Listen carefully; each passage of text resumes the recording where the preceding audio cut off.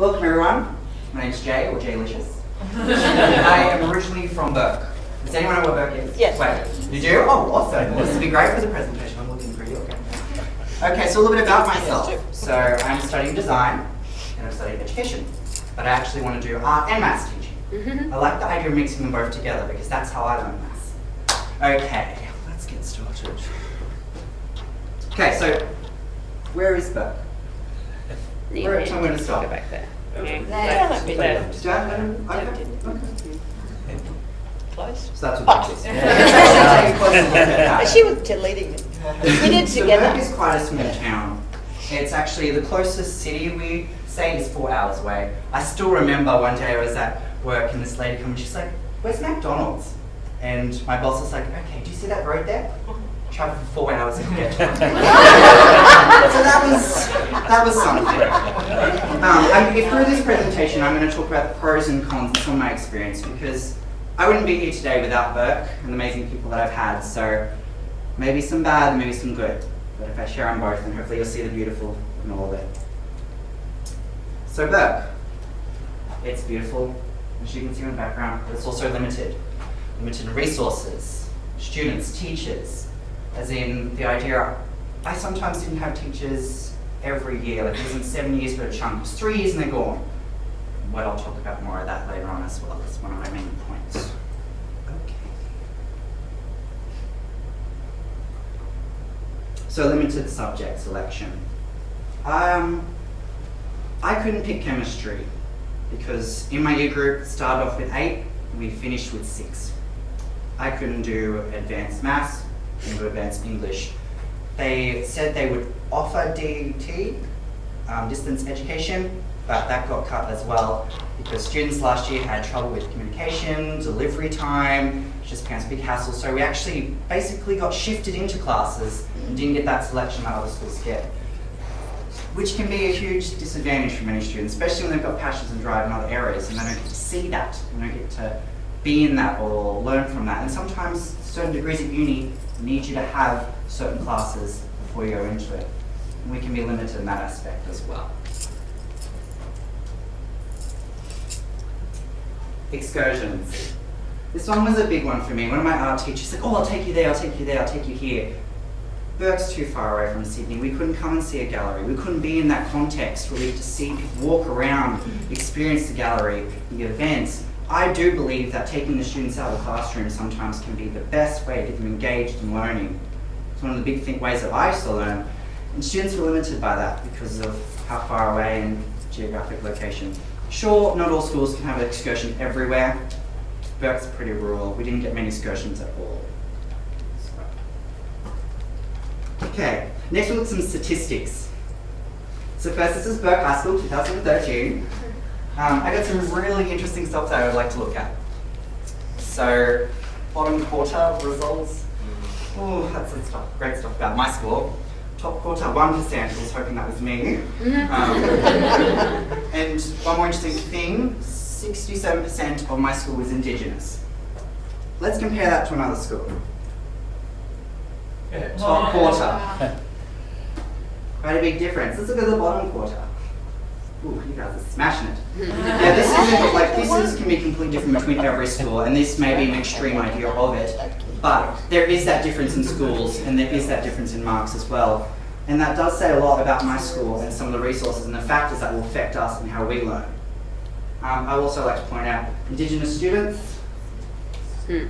That shocked me. Why are there boys at Skeggs? It's a girls' school. It's grammar. No. It's not Skeggs. Skeggs has 2 Gs. Oh, okay, so it's grammar, but grammar's all boys, isn't it? Yeah. So why are they Oh, girls? then it's Redlands. Oh, it's a Skeggs. Anyway, they're confused. I didn't see the girls. They there. ticked the wrong box. Yeah. Definitely Redlands. So I have shown you guys a lot of shocking things, and sometimes they hit hard and they scare people off. But I want to talk about one thing that was huge for being awesome in a rural school. You have 4 other kids in your class. You know them like the back of your hand. Your teachers know you, they know your parents, they hang out with your parents, they sometimes drink at the pub with your parents, so they hear everything. You get a connection with them that can last a lifetime. I left uni And then I had emails from teachers, how you going? How's everything? Great. And it was kind of that connection that I made me drive and have that passion to push forward and aim high. So the connections are definitely a big thing. And it's nothing nicer than walking around a small school and knowing every student, knowing, oh, that student's having a hard day, you know how they act within a situation. Walk up, sit down, have a chat, you go, okay, something's going on, you know their parents, you know the communication. So I think connection is a huge, big, positive thing within rural schools. I hope you guys should experience it. It's pretty great. Okay.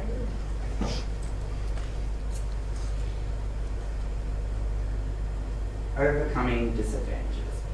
I've had a lot of ups and downs through education, and I didn't think I'd be here. I didn't think I'd be studying. And that's the truth for a lot of kids where I come from. A lot of kids feel as if they're going to be like their parents, or they're not going to push through, they don't have that drive. People experience domestic violence, people experience low socioeconomic backgrounds, all these factors that affect kids. And the sad thing I like to say, or sad thing I hate to say, is we also had teachers that would come out with that idea of, oh, I'm here for 3 years and I want to move on. As a student, that makes you feel like, am I really worth it? Am I going to be something great? No, you feel worthless. And that's why I definitely want to make a change, and I want to teach in rural areas. I want to go back, I want to connect, I want to have that amazing experience where kids are like, yes, I can do it too. Because it's true. Look at me. I'm at UNSW. I'm a drag queen that's going in a big competition. You should all come and see it. Remember that. Yeah. And it's just, it's life-changing as well. Like, Nuragili is my family. Being an Indigenous student and coming here and seeing the experiences opened my eyes up. I always thought I'd end up, I don't know where I would have ended up in Bourke, to tell you the truth, probably working for the Shire or like my best friend on the dole at home, which isn't a good thing sometimes. So I definitely know, and I hope that all you guys have even considered going rural, going with that attitude going, okay, maybe they are disadvantaged, maybe we've got this, but know that they're students, and we shouldn't go in with assumptions, because they can be amazing. You'll have kids there that shock you with some of the talents that they've got. Some can run that fast, some can jump that high, some can sing, dance, just like everywhere else. And that's an experience that shouldn't be limited because of where they come from, who they are. So I definitely think, don't go on with the idea of, oh, that's that student, they've got this culture, this background, this experience, they must be like this, because I'm not like that. Okay.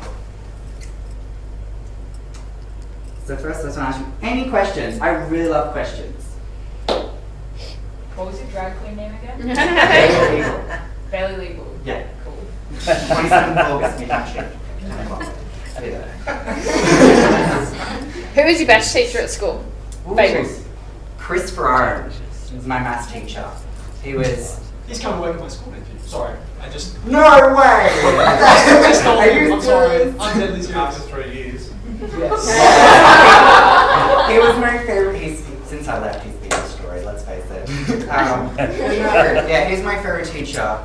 He came in with this attitude of, he was really nervous and he was scared of Bourke. And I remember I was talking to one of my other teachers, she cried when she got there. She was like, wow, this is crazy. And she rang her parents, like, I don't know if I can do this. And she loves it now, Miss Jedra. And I know with Chris as well, you know, he provided me with so many more experiences and just saying, you know, Sydney's this, Jay, you've got this opportunity here, this opportunity here. And he just provided me with encouragement, support. And he was actually interested in me for once.